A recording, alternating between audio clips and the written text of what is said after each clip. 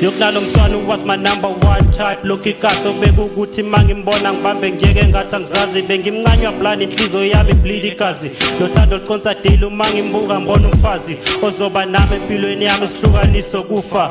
She was playing hard to get mangimshela so far. Lokho bengenza ngihlaliseke kabi nakusofa ngoba ngisifila rejected bese ngilahla ithemba.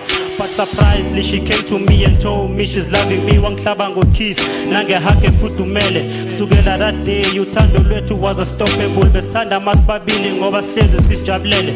Kwaphela 3 years kulo thando sibambene. Futhi ngize ngamshada ngoba ngibona sithembele. Njengothoya delays I thought the love was in the air. Kanti angazi sithanda sami was having an affair.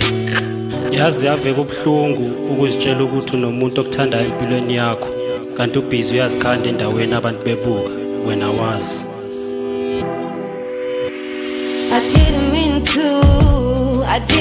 to, I wasn't myself lately. I didn't mean to meddle him. Anger took over me. I didn't mean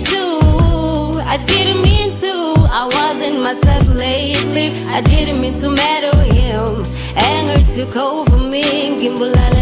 Ukuchitha kwakhe ngiqala ukuzwa ngamarumors. Abantu besuspect ukuthi ujola nomuntu onomfazi. I'm a big brother, lento ngiqale ngashaya indiva. Ngathanda ukukhohlwa ngoba ngithi bafuna ukuxova uthando lwethu ngoba mina ngithi banomona. Kanti I was fooling myself, ungazi kufana nongaboni. But one day ngalindele ngibuye elespanini.